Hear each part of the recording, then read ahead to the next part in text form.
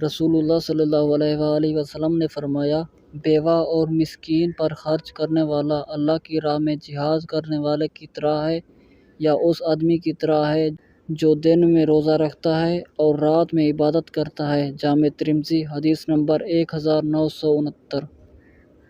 رسول اللہ صلی اللہ علیہ وآلہ وسلم نے فرمایا، جس چیز میں بھی بے حیائی آتی ہے اسے عیب دار کر دیتی ہے، اور جس چیز میں حیا آتی ہے اسے زینت بخشتی ہے۔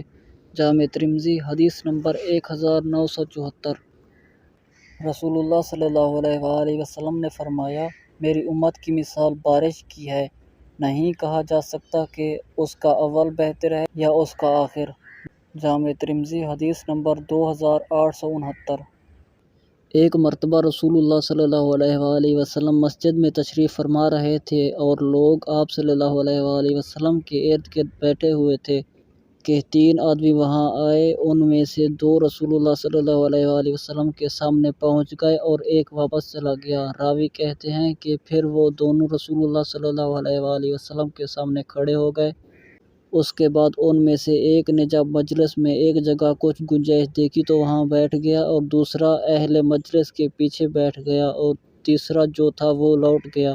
تو جب رسول اللہ صلی اللہ علیہ وآلہ وسلم اپنی گفتگو سے فارغ ہوئے تو صحابہ رضی اللہ عنہم سے فرمایا کہ کیا میں تمہیں 3 آدمیوں کے بارے میں نہ بتاؤں؟ تو سنو۔